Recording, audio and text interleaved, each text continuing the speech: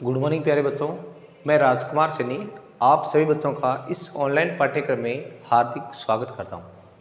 प्यारे बच्चों, हमने कल एक्सरसाइज 2 पॉलिनोमियल को स्टार्ट किया था, जिसमें मैंने आपको पॉलिनोमियल के बारे में बताया था कि पॉलिनोमियल क्या होता है, कैसे होता है, उसके कोएफिशिएंट वगैरह कैसे फाइंड करने हैं। वो सब आपने 2.1 में सीख लिया था। आज हम पढ़ रहे हैं एक्सरसाइज 2.2। अब देखो 2.2 में सबसे पहले हमारे पास फर्स्ट क्वेश्चन में क्या रहा है, इफ px आपके पास कोई पॉलिनोमियल है जो है 5x minus 4x square plus 3, then find value of at. अब x बराबर 0 पर इसकी वैल्यू निकालनी है, -1 पर निकालनी है और 2 पर निकालनी है। इसमें ये कुल 3 पार्ट है, जिनमें से देखो 2 पार्ट आपको मैं अभी करवाता हूँ। चलो इसके तीनों पार्ट देख लो आप। जैसे मान लो फर्स्ट पार्ट की बात कर रहे हैं, यहाँ पर आपको x बराबर 0 का मतलब क्या हुआ कि आपको P0 फाइंड करना है, ठीक है ना। तो देखो सबसे पहले आप लिखो यहाँ पर px की वैल्यू मेरे पास क्या आ रही है, ये आ रही है 5x minus 4x square plus 3। जब आपको इसमें P0 फाइंड करना है तो देखो P0 का मतलब क्या होगा कि जहाँ जहाँ x है वहाँ सब जगह क्या रखना, आपको 0 रखना है। तो मेरे पास आ रहा है 5 इंटू 0 माइनस 4 इंटू 0 का स्क्वायर और प्लस में 3। 5 को 0 से मल्टीप्लाई करने पर 0 आ रहा है, 4 इंटू 0 का स्क्वायर 0 हो गया प्लस 3, ये 0 प्लस 3, 0 का मैं तो नहीं होता है तो क्या आ गया मेरे पास, इसकी वैल्यू वो 3 आ गई। तो जो P0 है आपने उसकी वैल्यू क्या निकाल ली है, 3 फाइंड कर ली है। अब देखो उसके बाद में इसका सेकंड पार्ट है। देखो सेकंड पार्ट में आपको P-1 निकालनी है, आपको x की वैल्यू माइनस रख के वैल्यू इसकी फाइंड करनी है। तो जहाँ x है वहाँ पर आप रखो -1, तो 5 इंटू -1 माइनस 4 इंटू -1 का स्क्वायर और प्लस में 3। तो मेरे पास आ रहा है -5 माइनस 4 इंटू 1 प्लस 3, तो -5 माइनस 4 प्लस 3, ये माइनस के 9 प्लस 3 यानी माइनस के 6। जो आपके पास P-1 है उसकी वैल्यू आपने क्या प्राप्त कर ली है, माइनस में 6 आपने प्राप्त कर ली है। अब देखो हम इसके थर्ड पार्ट की बात कर रहे हैं। तो देखो थर्ड पार्ट में आपको x बराबर 2 पर वैल्यू आपको P2 फाइंड करना है। तो देखो P2 का मतलब क्या होगा, P2 का मतलब होगा कि जहाँ x है वहाँ पर आपको इस बार 2 रखना है। तो मेरे पास आ रहा है 5 इंटू 2 माइनस 4 इंटू 2 का स्क्वायर और प्लस में 3, यानी जहाँ जहाँ पर मेरे पास x था मैंने वहाँ पर क्या रख दिया, 2 रख दिया। अब देखो 5 इंटू 2 का मतलब 10 हो गया, या 2 का स्क्वायर हो गया कितना, 4 प्लस 3, तो 10 माइनस ये हो गया 16 और प्लस में 3। अब देखो पॉजिटिव के नंबर हो गया आपके 13, निगेटिव के 16 और मेरे पास कितना आ गया, माइनस में 3। तो ये देखो बच्चों मैंने आपको तो पहला पार्ट है वो मैंने आपको कम्प्लीटली करवा दिया है। अब देखो हम क्वेश्चन नंबर 2 है उसकी बात करें। तो देखो आप आगे क्वेश्चन नंबर 2 में क्या आपको दिया गया है। तो डियर स्टूडेंट्स, अब देखो क्वेश्चन नंबर 2 में आपको क्या करना है, देखो प्रत्येक पार्ट से आपको क्या करना है, P0, P1 और P2 फाइंड करना है। देखो आपके पास ये 4 अलग अलग से आपको जो Px है या P फंक्शन आपको इस तरह से दिया गया है। तो देखो इनमें से मैं आपको कोई भी 2 पार्ट करवाता हूँ, बाकी 2 पार्ट आपको क्या करने खुद को करने हैं। तो इसमें देखो पहले आप सबसे पहले फर्स्ट पार्ट में मेरे पास आ रहा है Py का मान कितना, y square minus y plus 1। अब ये मान आने का मतलब क्या हुआ कि आपको तो P0, P1, P2 निकालना है। तो पहले आपको 0 रख के मान निकालना है, बाद में 1 पर और बाद में 2 पर। तो सबसे पहले आपने लिखा एट y इक्वल 0, देन आपका देखो P0 कितना देगा, यानी आपको जहाँ जहाँ y है वहाँ सब जगह 0 रखना। तो मेरे पास आएगा 0 का स्क्वायर 0 प्लस 1, 0 माइनस 0 प्लस 1, यानी क्या आ गया मेरे पास 1 आ गया। तो P0 की वैल्यू आपने क्या फाइंड कर ली है, 1। सेकेंड पार्ट में देखिए आप आगे, उसमें आपको फाइंड करना है किसका, P1 की वैल्यू, सॉरी इसी में आपका है, सेकेंड पार्ट नहीं है, P1 की वैल्यू। तो P1 का मतलब यहाँ पर आपको 1 रखना है शब्द के, तो 1 का square minus 1 plus 1, 1 minus 1 plus 1, 2 minus 1, क्यों दोनों 2 हो गई ये, और मेरे पास क्या आ गया 1। तो P1 की वैल्यू मेरे पास क्या आ रही है, 1 आ रही है। उसके बाद देखो मेरे को फाइंड करना है किसकी, P2 की वैल्यू। तो देखो P2 की वैल्यू मेरे पास क्या हो गई है, यानी अब जहाँ जहाँ पर y है वहाँ सब जगह आपको 2 रखना है। तो आ रहा है 2 का स्क्वायर माइनस 2 प्लस 1, तो 4 माइनस 2 प्लस 1 5 माइनस 2 और मेरे पास P2 कितना आ रहा है 3 आ रहा है। तो इस तरह से आप P0 P1 और P2 की जो वैल्यू है वो आप फाइंड कर सकते हो। उसके बाद में इसमें आप एक पार्ट और देख लो, जैसे ये सेकेंड पार्ट आप शायद खुद कर लोगे, मैं आपके लिए छोड़ देता हूँ ये पार्ट तो, और थर्ड पार्ट भी आप शायद खुद कर लोगे। अब जिसका फोर्थ पार्ट है देखो वो मैं आपको कर देता हूँ अभी। देखो फोर्थ पार्ट है मेरे पास क्या है, जो Px है उसकी वैल्यू मेरे पास आ रही है x माइनस 1 और x प्लस 1 आ रही है, ठीक है ना। अब इसमें आपको वैसे क्या करना है, एक तो P0 फाइंड करना है, एक P1 फाइंड करना है, एक आपको P2 फाइंड करना है। तो देखो सबसे पहले मैं फाइंड करूँ किसकी वैल्यू, P0 की वैल्यू। तो जहाँ x है वहाँ रखो 0 माइनस 1, यहाँ 0 प्लस 1, ये माइनस 1, ये प्लस 1, ये 0 है यहाँ पर, और ये क्या आ गया माइनस का 1। तो P0 जो है मेरे पास वो कितना आ गया है माइनस का 1। ये तो आपने P0 फाइंड कर लिया है। इसी श्रृंखला में आपको क्या निकालना है, P1 और P2 भी आपको फाइंड करना है। तो देखो P2 कैसे फाइंड करोगे, सॉरी P1 कैसे फाइंड करोगे, जहाँ x से वार रखना आपको 1, तो 1 माइनस 1 और 1 प्लस 1, तो 0 इंटू 2 और मेरे पास क्या आ गया 0। ये P1 आ गया मेरे पास कितना 0। इसी तरह आपको इसमें क्या निकालना है, P2 निकालना है। P2 निकालने का मतलब होगा कि जहाँ x है वहाँ पर आपको 2 रखना है, तो आपके पास आएगा 2 माइनस 1 और 2 प्लस 1, ये तो आएगा 1 और ये 3। देखो ब्रैकेट का मतलब ऐसे मल्टीपल होता है, तो आ रहा है कितना 3। तो जो P2 है मेरे पास वो कितना आ गया है 3 आ गया है।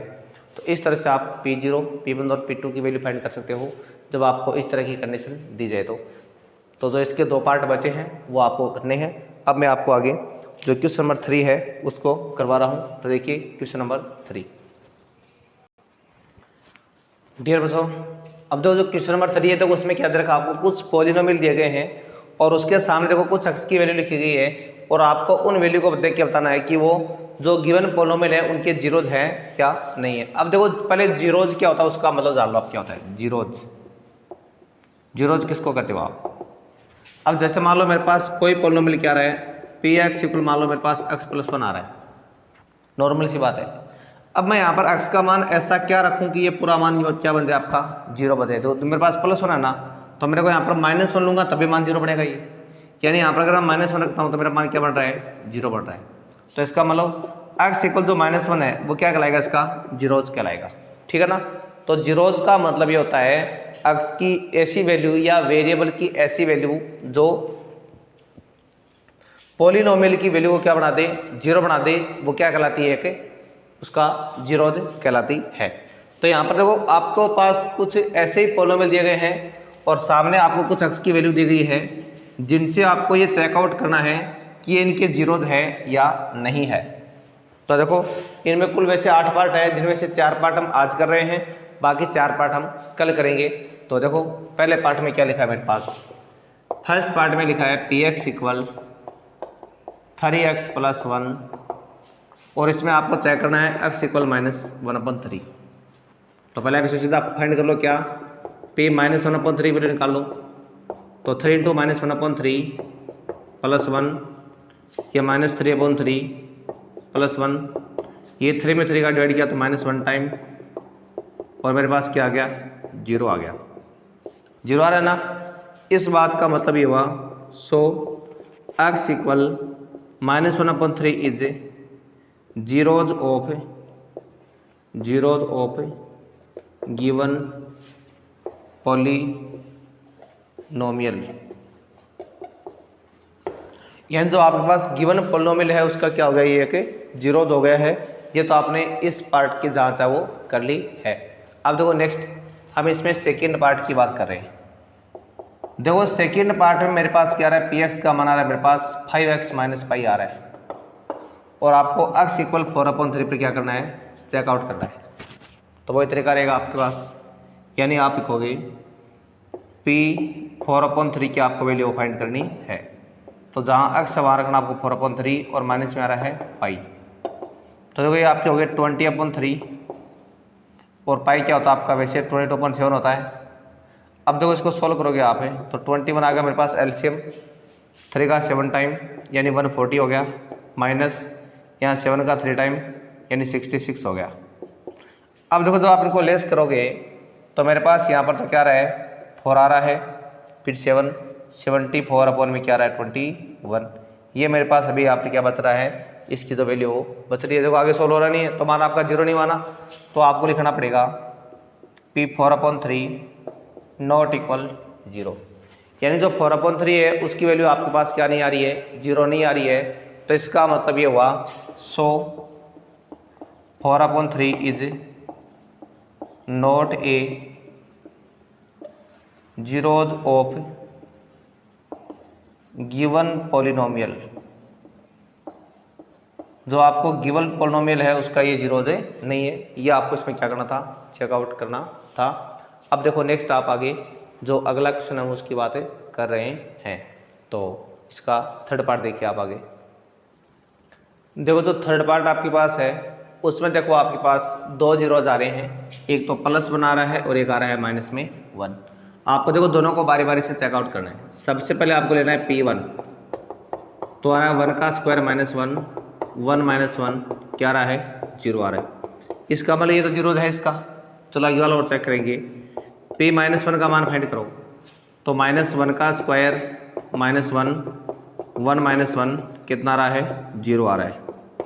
तो देखो P1 की वैल्यू भी 0 आ रही है और P-1 की वैल्यू भी क्या आ रही है 0 आ रही है।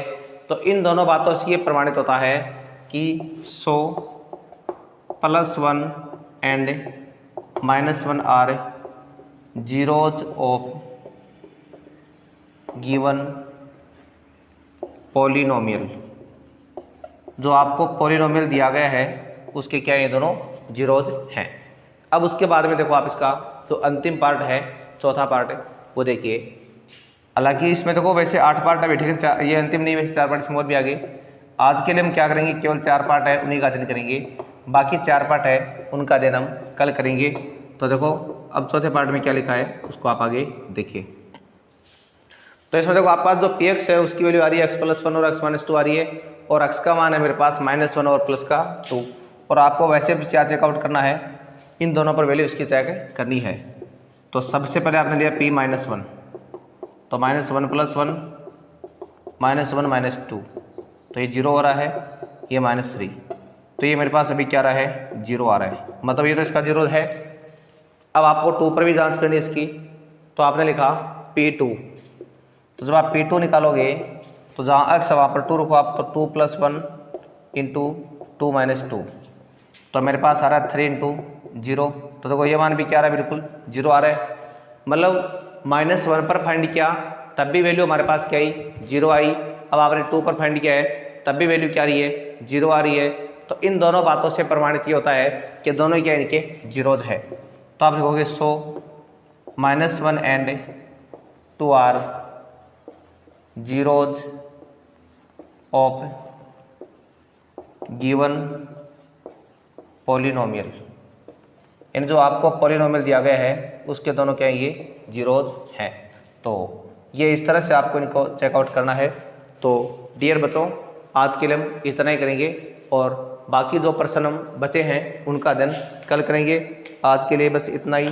अब देखिए दूसरी बात आपको मैं थोड़ा सा और बता दूं, एक तो अभी तक जिन बच्चों ने चैनल को सब्सक्राइब नहीं किया है, तो देखो आपको इसके नीचे लाल अक्षरों में लिखा हुआ सब्सक्राइब नाम दिख रहा होगा, तो उसको आप प्रेस कर दें ताकि जो आप चैनल से जुड़ जाएं और जब भी आपको नई वीडियो प्राप्त हो तो आपको उसकी सूचना है वो आपको मिल जाएगी। साथ में आपको उधर साइड में एक बेल आइकन बना हुआ नजर आएगा, तो उसको भी आप जरूर प्रेस कर दें ताकि जब भी नए वीडियो आए तो आपको तुरंत उनके दो नोटिफिकेशन है आ जाएंगे। और इसी तरह से आपको क्या करना, जो अपनी पढ़ाई है वो लगातार स्टार्ट करनी है, क्योंकि अब आपका जो टाइम है वो पढ़ने का बिल्कुल शुरू हो गया है और बुक्स वगैरह भी आपको मिलने लगी है। तो डियर बच्चों, आप अधिक से अधिक पढ़ें, अच्छी मेहनत करें, अच्छे नंबर लाएं और अपने जीवन में आगे सक्सेस हो। तो आज के लिए बस इतना ही, बाकी बातें हम कल करेंगे। तब तक के लिए नमस्कार, धन्यवाद।